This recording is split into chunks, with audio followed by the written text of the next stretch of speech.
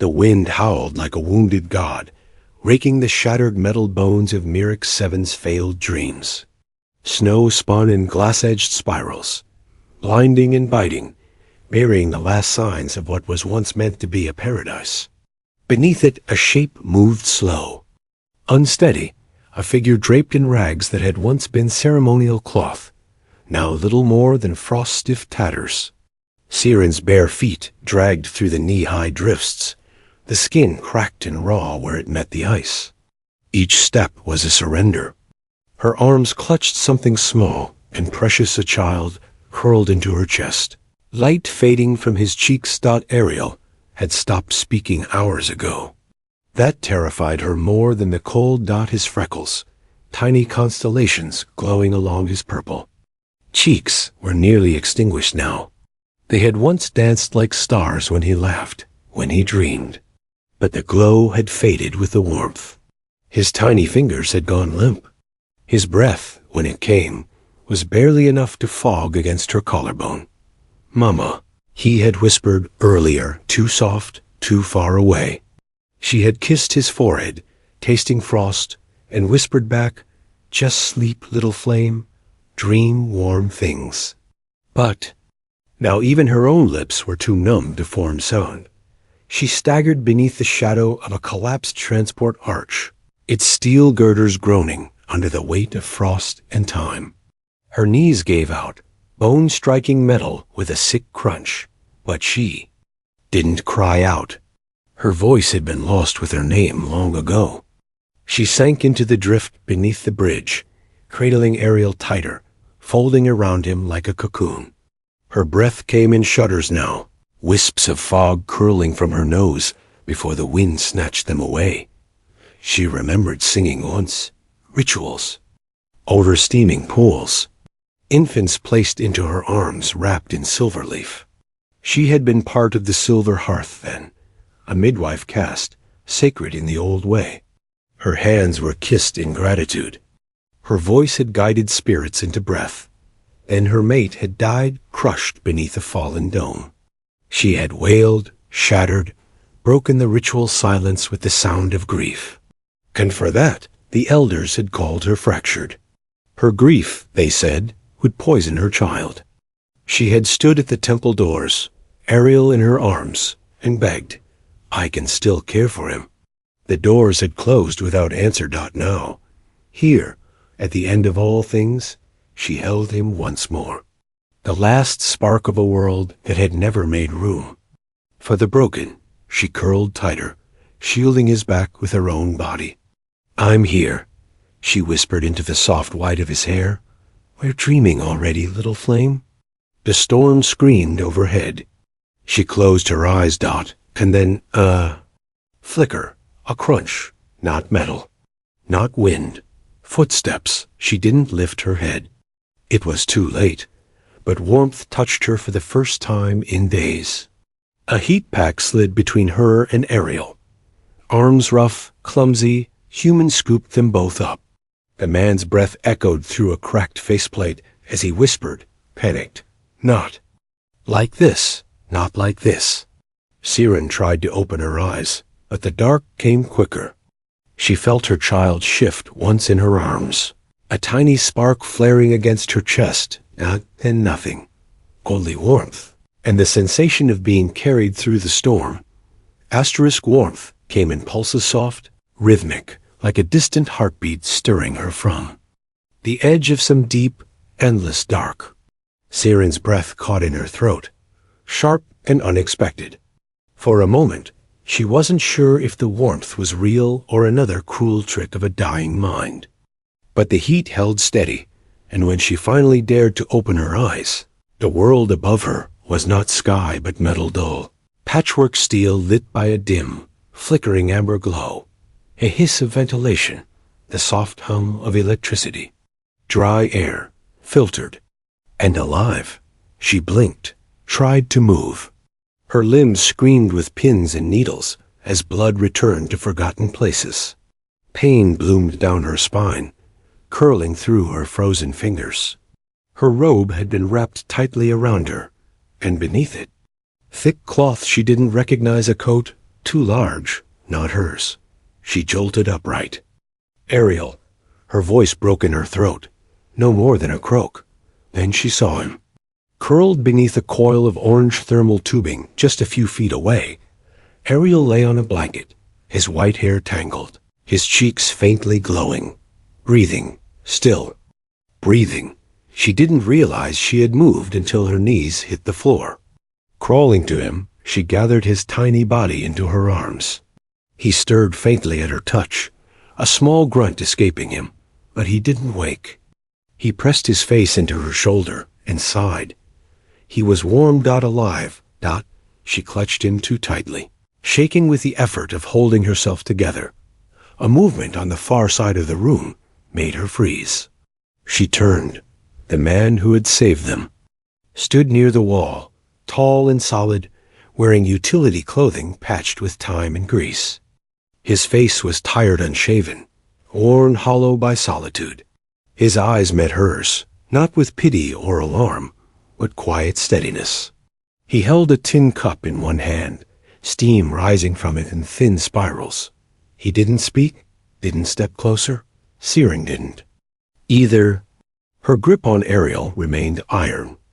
After a long moment, the man crouched low and set the cup on the floor halfway between them. Then he stood and backed away, slow and easy. "Electrolyte broth," he said. "Warm, weak, you should drink." His voice was rough, unused, but not harsh. Searing glanced down at the cup, then to her son. Her throat worked, dry and sore. "How long?" she rasped. "Half a day, maybe more." "You were nearly frozen solid." He scratched the back of his neck. "Thought you were dead. Almost didn't check." Her eyes swept the room, an old climate shelter.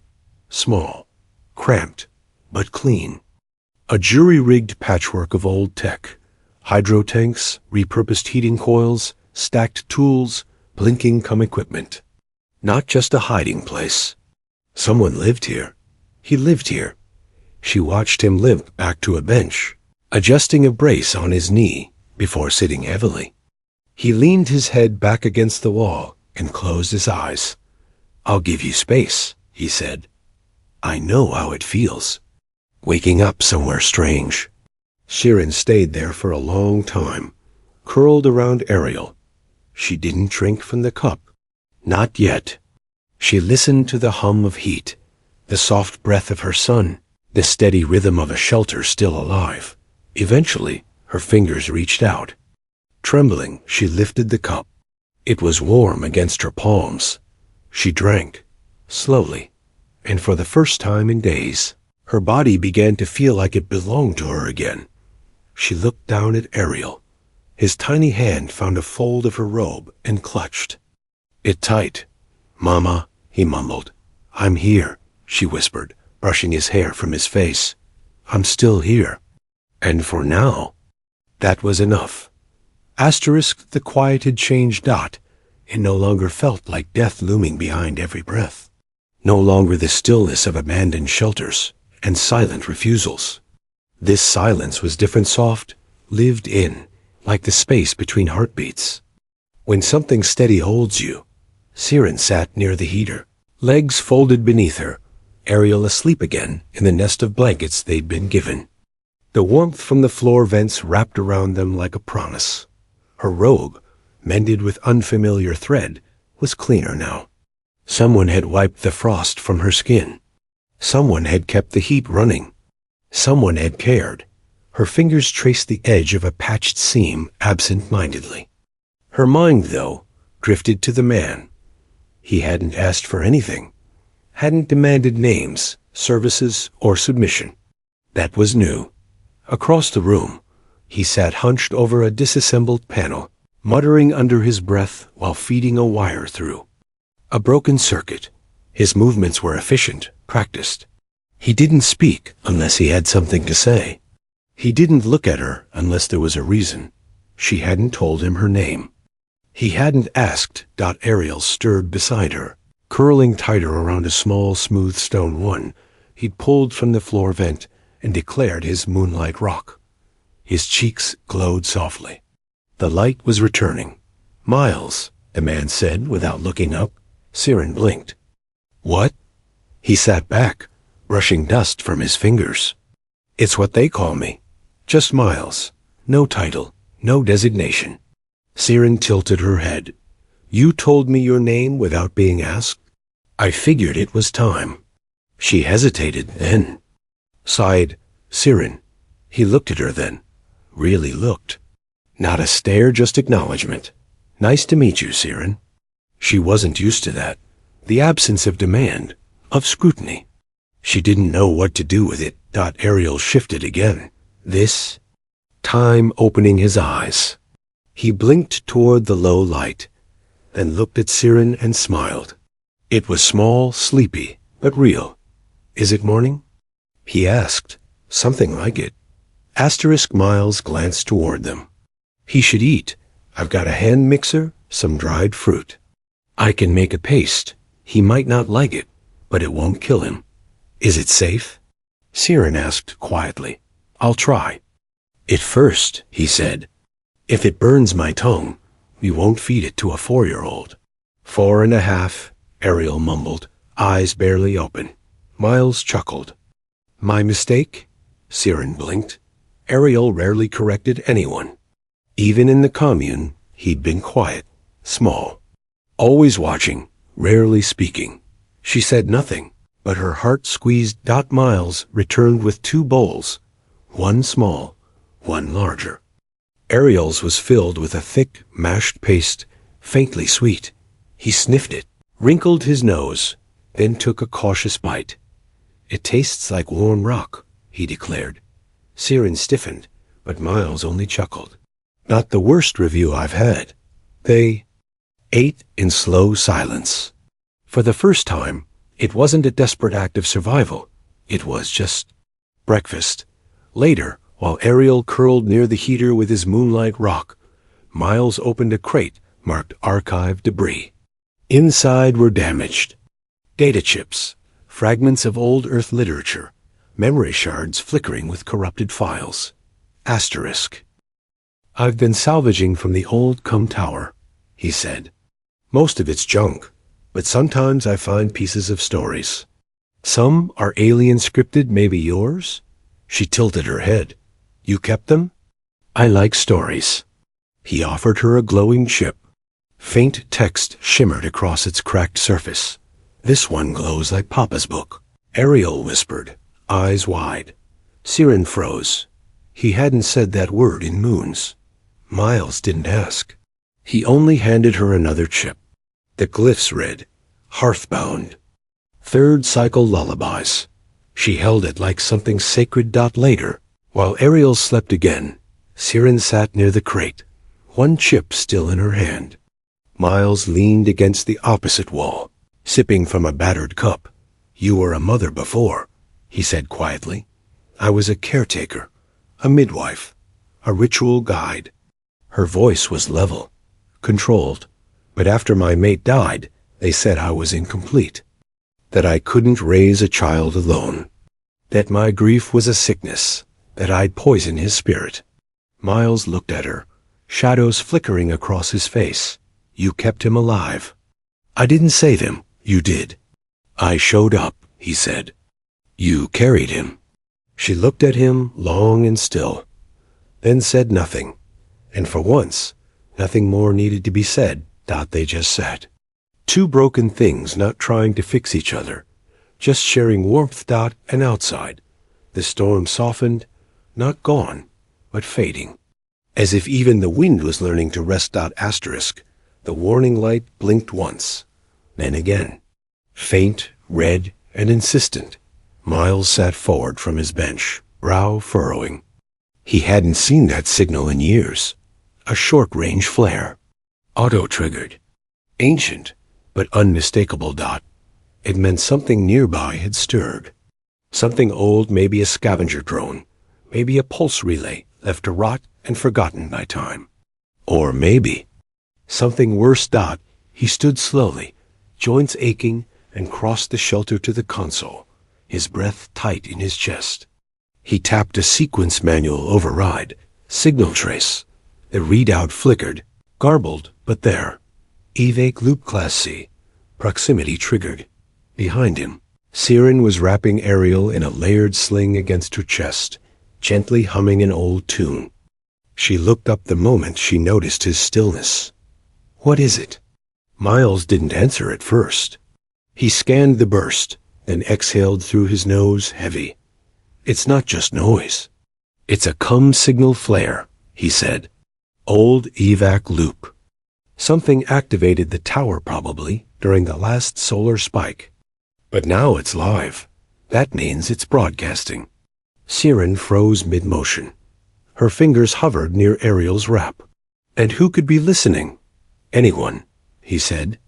"A scavenger crew. A corporate patrol still sweeping for lost assets. A pirate scout. Even Horizon Axis, if they've got a drone still sniffing the ruins. And they'd come here? If they think something's still functional? If they detect geothermal activity?" He looked her in the eyes. "Yes." She adjusted Ariel's sling, tightening the straps. The child stirred, half asleep, sensing. Tension more than understanding it.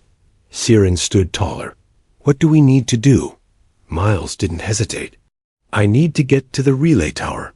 Shut it down manually. If I can kill the loop before it repeats, I can stop it from pinging anything." "Long range?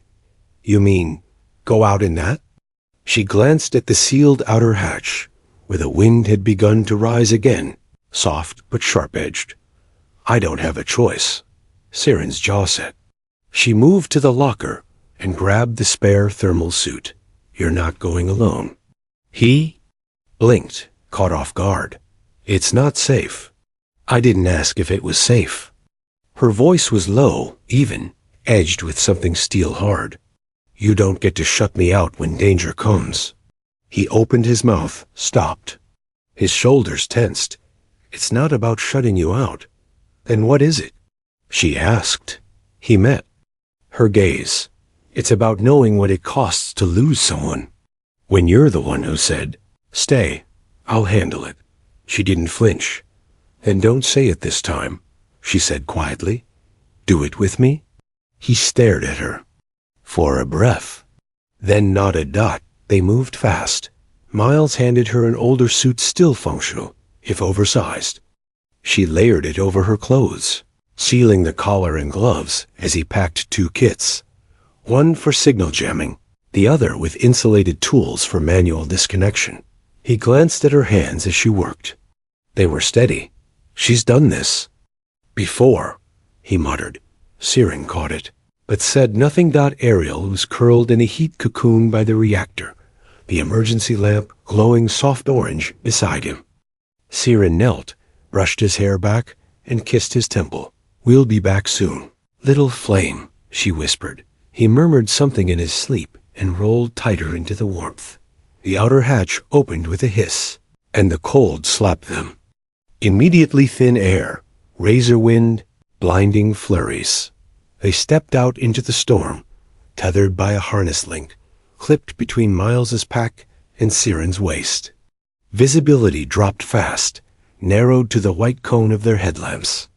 Beneath their boots, metal grated under snow and ice, a broken trail of old infrastructure buried beneath failed dreams. The relay tower loomed ahead like a skeletal tree from a dead forest, its frame rusted and groaning in the wind. A beacon. Atop it blinked every 6 seconds, slow, rhythmic, alive. Siren reached the base first, crouching beside a weather-scabbed junction box. Miles joined her, prying open the panel with a pop of frost-stiff bolts. Sparks jumped inside. "Dual pulse loop," he shouted over the wind. "One feed corrupted, the other fused to backup memory. I can't shut it down cleanly. Options? Manual. Burn, hard fault.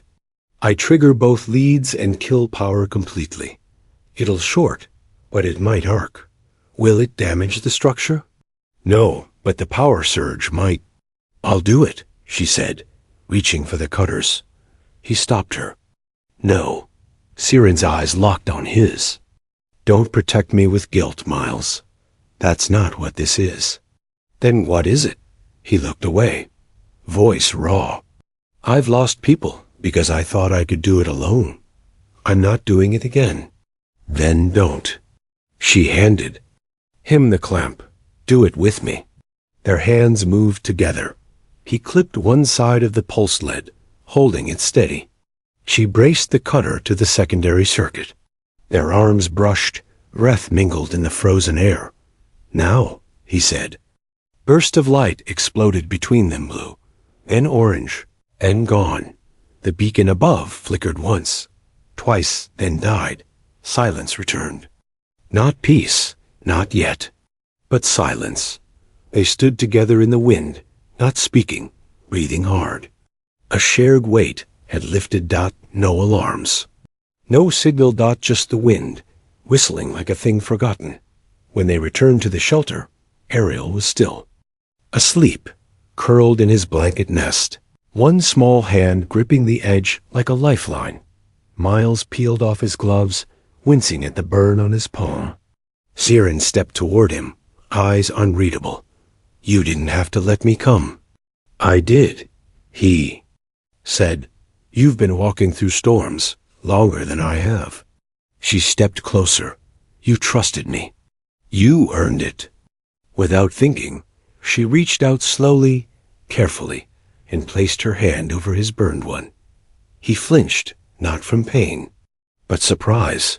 I'm staying, she said. His voice caught. I know.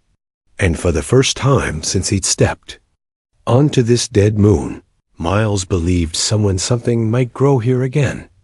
Asterisk, the wind had softened, that it hadn't vanished completely. Myrix 7 never gave up its cold so easily, but the bite was gone. Now it whispered against the shelter walls like an old voice too tired to shout. Inside, the air was warm and steady, humming with reclaimed life. Siren crouched near the planter bed in the greenhouse dome, her hands deep in the long, dark, mineral-rich soil that still smelled faintly of metal and thaw. Orange light filtered through the refitted glass overhead, catching the pale gleam of her forearms as she worked. She hummed under her breath, low and wordless, her rhythm syncing with the simple cycle. Dig, press, cover. Dig, press, cover. Beside her, Ariel sat cross-legged, a cracked pot in his lap, sorting smooth stones by shape and shade.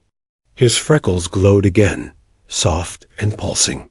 His tunic hung too loose, stained with berry juice and dirt.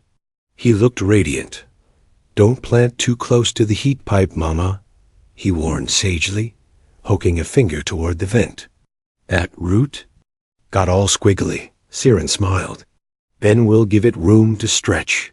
Miles's voice echoed from behind the scaffold wall. Listen to the farmer in training. He stepped into view, sleeves rolled, hair mussed, grease smudged across one cheek like war paint. He held a new conduit coil slung over his shoulder, half mechanic, half settler, wholly at home. I warned you the drone would rebel, he said, dryly nodding toward the small hover unit sputtering in lazy spirals above Ariel's head. It wants to be a bird. Ariel cried, flopping into the moss with a giggle. Siren straightened, brushing soil from her palms. You got the solar track working? Miles nodded, glancing at the dome above. The panels are catching again. Not full yield, but enough to keep the heat stable through nightfall. She crossed to him, basket and hand-woven from vine fibers. An insulation tubing filled with pale roots, moss fruit, and sprouting bulbs. You're good at this, she said softly. Asterisk, he looked inside the basket, then met her eyes. So are you. They didn't need to say more. Not now. Side by side, they walked the path between growing rows of engineered flora and stubborn lunar vines. Ariel darting ahead with arms spread like wings. Later, back inside the shelter, the scent of earth still clung to them. Ariel sat near the heater, his stones arranged in a perfect circle, lips moving in quiet, imaginative dialogue. Miles worked by the console, checking heat flow readings. Siren washed her hands at the basin, scrubbing soil from her knuckles until only warmth remained. I want to do more, she said suddenly, drying her hands. Miles turned. Asterisk. You already are. I mean structurally. I can help. I know how to insulate with fiber, seal ducts. You've been doing this alone too long. He studied her, not doubtfully, just thoughtfully. You don't have to prove anything. I'm not trying to, she said. I just want to feel useful again. Not just surviving. He nodded slowly. The west vent hatch needs resealing. Her lips twitched. Not quite a smile, but close. I can do that. That night, Ariel fell.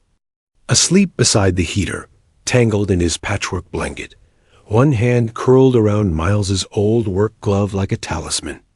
His breathing was slow, deep, at peace. Siren sat nearby, mending the sling Ariel had outgrown. Her fingers moved through the stitching slowly, methodically. Beside her, Miles leaned back against a wall brace, one leg stretched, the other drawn. Up, an old data chip flickering softly in his palm. They hadn't spoken much since dinner. The quiet wasn't strained, just full dot. It felt like a shared blanket. Eventually, Siren spoke. Today felt different. Miles nodded. It did. He laughed, without flinching. Hasn't done that in a long time? I can't even remember. He glanced at Ariel. He's strong. He's trusting, she corrected. That's harder than strong. She toyed with a loose thread. Do you miss them? She asked, voice barely above a whisper. Miles didn't ask who she meant. Every day. Do you think it's possible? To stop carrying it? He leaned his head back, eyes searching the ceiling. No, but I think sometimes, when we build something new, something alive, it makes the weight worth carrying. She was quiet a long while. Then she shifted. Not far, just enough that her shoulder brushed his. He didn't move away. When I was cast out, she said softly, they told me I was malformed, that no child should grow under a mother who couldn't carry warmth alone. Miles looked at her, his gaze steady, unwavering. You kept that boy alive on nothing but instinct and love, he said. There's nothing unclean about that. She didn't respond with words, but she didn't move away. And for the first time since she had been cast into exile, Siren let herself lean just a little into someone else's warmth. Asterisk. The wind tested the walls again, not with rage this time, but rhythm like an old predator pacing outside a door he used to break through. The night before had been warm, almost soft. Laughter over stew. Ariel falling asleep mid-sentence, forehead nestled against Siren's arm, his words trailing into breath. But now, the silence had cracked, and something cold tried to creep back in. Miles stood at the main hatch, thermal suit half-zipped, a small signal relay clipped to his collar. Behind him, the console blinked with a slow pulse. Not frantic, just insistent. Siren watched from across the room, Ariel still wrapped against her chest, sensing tension before sound. It's not just a relay glitch? She asked. No, Miles replied, eyes sharp. It's a secondary signal. A data burst. Riding on an old evac ping. Small range, short cycle. But it's active. Her voice dropped. Someone triggered it? Not directly. Might have been the solar spike last night. Could have woken the relay tower's memory loop. But if it echoes again, someone might hear it. And they'll come if they think it's salvageable. Siren finished for him. He nodded, jaw clenched. They won't expect people. But if they find us ... He didn't finish. He didn't need to. Siren straightened. Adjusted Ariel's sling. What do we do? I have to go out. Kill the signal at the root. It's the only way to stop it from jumping long range. He turned back toward the suit rack. You're not going alone, she said. He paused. Siren, don't. He looked over his shoulder. Her expression was quiet, unshakable. Her voice didn't rise, but it was iron. You don't get to shut me out when danger comes. It's not about that, he murmured. Then what? He faced her fully now, shoulders tense. It's about knowing when it costs to lose someone, when you're the one who said, "Stay here. I'll handle it." She crossed the room, stood just inches from him, then reached up and took the spare thermal suit off the hook. Then, "Don't say it," she whispered. "Do it with me." They moved quickly after that, layering gear, securing emergency packs, calibrating shortwave jammers and circuit shears. "She's done this before," Miles murmured. Siren caught the comment, but didn't reply. They left Ariel tucked inside a reinforced heat cradle. He barely stirred as Siren bent over him, brushing hair from his forehead. "Back soon, little flame," she whispered. "Keep the warmth for us." The outer hatch opened with a hiss, and the cold slammed into them like a wave. They walked into it shoulder to shoulder, tethered together by a harness line clipped to Miles's pack. A tower rose ahead skeletal, leaning, like it remembered being useful once. The beacon blinked every 6 seconds, still alive. Siren reached the control platform first, crouching to the frozen panel while Miles pried open the lower conduit. "It's fused," he said, shouting over the wind. "Backup loops corrupted. I have to arc both ends. Trigger a fault." "Will it fry the tower?" "No, just the memory core." She handed him the cutter.